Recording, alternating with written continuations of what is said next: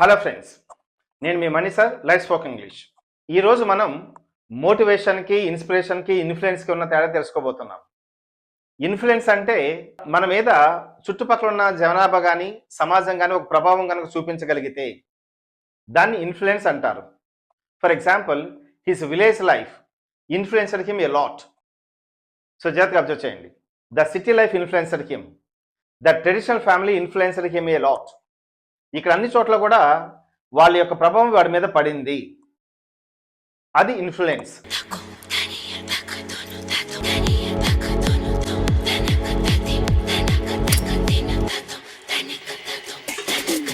అందరూ వేరు, నేను వేరు.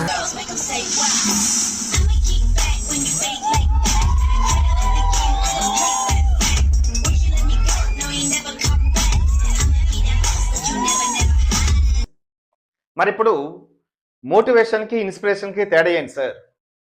మోటివేషన్ అంటే నీతో ఒక వ్యక్తి డైరెక్ట్గా మాట్లాడతాడు.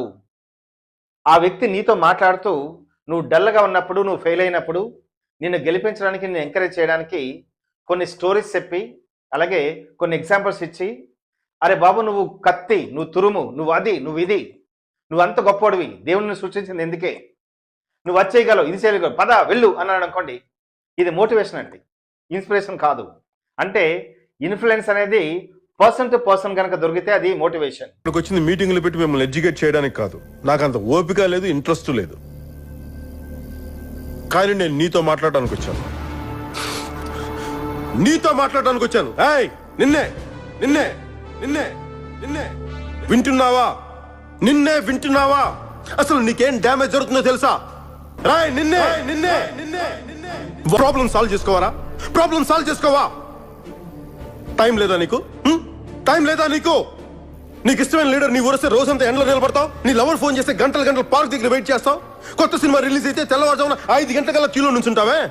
నీకు ఇష్టమైన హీరో సినిమా 10 సార్లు 20 సార్లు చూస్తావు. దానికి టైం ఉంటుంది, కానీ దీనికి టైం లేదు కదా. దీనికి టైం లేదు. రే, ఒక్క మ్యాట్ని వదిలేసిరా, ఒక్క మ్యాట్ని. ఇక్కడ పని అయిపోద్ది. ఒక్క మ్యాట్ని వదిలేసిరా. రే, హీరో కావాలరా నీకు? నీకు హీరో కావాలా? నువ్వు హీరో కాదా? నువ్వు హీరోవి కాదా? నీ ఇంటికి నువ్వే కదరా హీరో. మరి నీ ఇంటి కోసం నువ్వేం చేస్తున్నావు?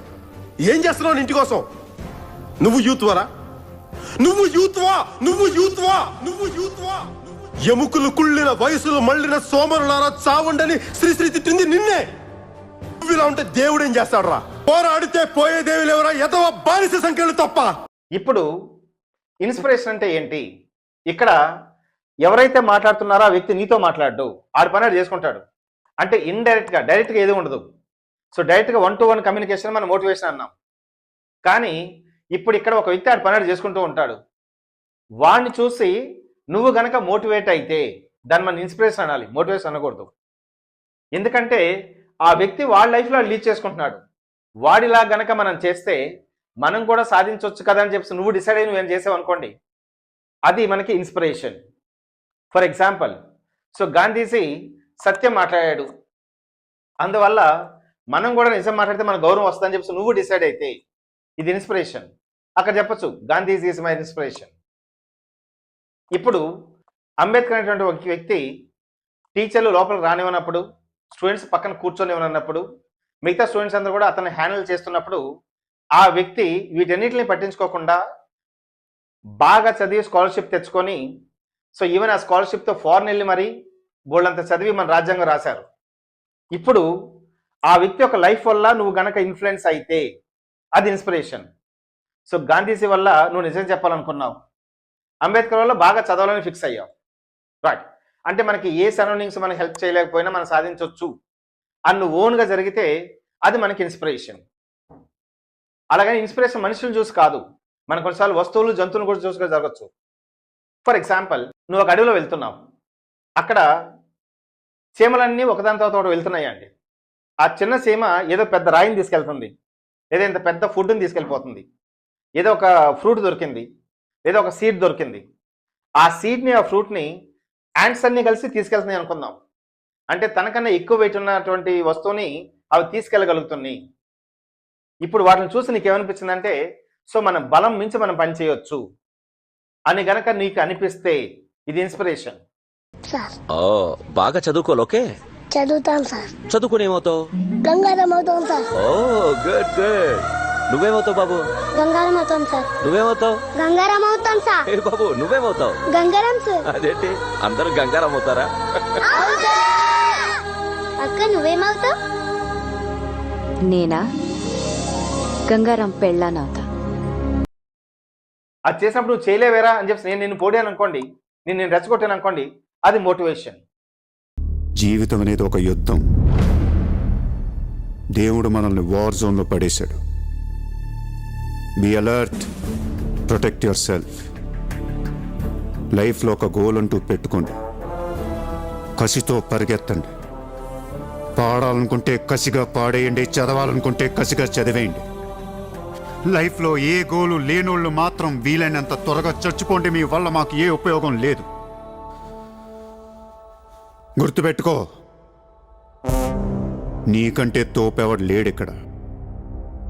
నీకేదనిపిస్తే వచ్చి. Hope you understand. ఇన్స్పిరేషన్ అనేది సెల్ఫ్, మోటివేషన్ అనేది బోత్ సైడ్. అంటే నువ్వు వింటావు, వాళ్ళు చెప్తారు, అతను స్టోరీస్ చెప్తే నువ్వు విన్నావు, దీనివల్ల నువ్వు ఇన్ఫ్లుయెన్స్ అయ్యావు, అది మోటివేషన్.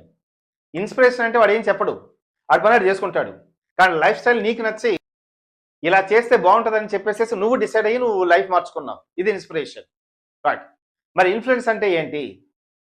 వాళ్ళు చెప్పక్కర్లేదు, మన సరౌండింగ్స్ అన్నమాట. ఇక్కడ మనుషులు కాదు, యాక్చువల్లీ జంతువులు అవ్వచ్చు, సమాజం అవ్వచ్చు, లేదా కొన్ని రూల్స్ అండ్ రెగ్యులేషన్స్ అవ్వచ్చు. ఇవి నీ మీద కనుక ఒక ప్రభావం చూపిస్తే దాన్ని ఇన్ఫ్లుయెన్స్ చేసి అంటాం అనమాట. రైట్. ఒక్కసారి బడి దాటాక మన ఫిగర్స్ మనం కాదురా. కాలేజ్ జాయిన్ అయ్యారా అంతే సర్వనాశనం.